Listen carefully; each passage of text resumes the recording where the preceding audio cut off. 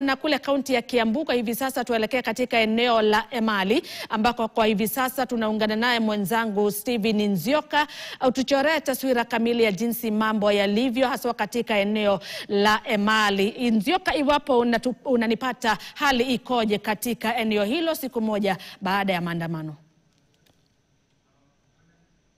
Naam, nakuja moja kwa moja kutoka kwa mashinani ambao ulioko barabara kuu ya kutoka Nairobi kuelekea Mombasa, na itakumbukwa kuwa hiyo siku ya jana maandamano yalikuwa yameshika kasi maeneo ya Wote na vile vile maeneo ya Emali na vile vile maeneo ya Matuu kule Machakos, ambapo maeneo ya Matuu watu wawili waliweza kupigwa risasi hiyo jana na kufariki, huku baadhi ya wengine wakikimbizwa kwenye hospitali kadhaa. Na vile vile katika kaunti ya Makueni, tukirejea sehemu za Emali, tuliweza pia kuelezewa kuwa watu wawili walipigwa risasi wakafariki na kupelekwa kwenye hifadhi ya maiti hospitali ya Kilome. Na ikumbuke kuwa barabara hii ya kutoka Mombasa kuelekea Nairobi ilikuwa barabara haipitiki siku ya jana, siku nzima, kwa sababu vijana waliweza kufunga barabara eneo la Emali.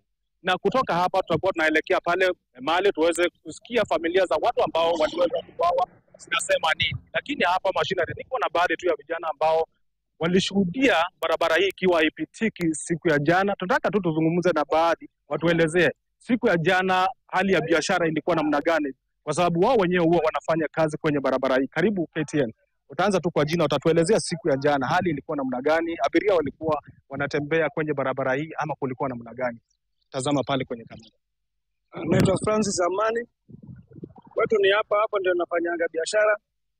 Lakini jana hakukuwa na chenye kilikuwa kinaendelea hata ile kidogo. Maana magari yalikuwa hakuna na tunategemeanga hizo magari. Labda tuelezee tu magari haikuwa inapita hapa. Hali ilikuwa namna gani? Tuelezee, abiria walitaabika, tueleze tu. Abiria hakuna aliyeenda mahali. Abiria wote walibidi warudi tena nyumbani. Maana kulikuwa hakuna magari. Hata hizo boda zenyewe hakuna yenye ilibeba jana. Sasa ingebeba nini? Hakuna magari. Sasa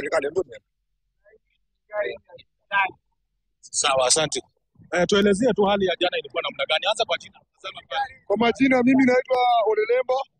Jana hapa tulishuhudia magari ya ipiti na tumetaabika sana hapa na tunapata chakula hapa.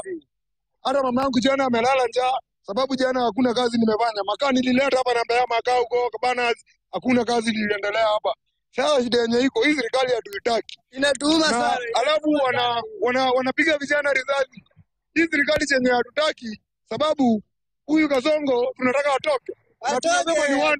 Kama ni one term, ni one term. Asishinda kusema ati lazima yeye apite tena. Hatutaki. Hata wamama hatuwataki tu. Taki hii mambo yake. Sawa, asante. Nataka tuzungumze na kijana mwingine hapa. Labda unafanya kazi gani na labda kazi ilikuwa namna gani siku ya jana? Mimi nafanya bodaboda na nimekasirika sana. Jana nimekasirika sana, hakukuwa customer, kulikuwa mambo ni mbaya sana, kupiti magari. Na kuna kitu imetuma jana sana. Wajamaa walipiga majamaa risasi na hiyo kitu imetuudhi sana, Emali sana.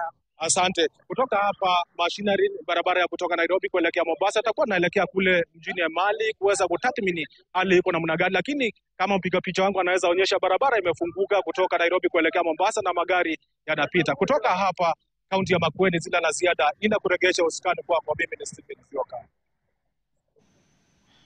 Asante sana mwana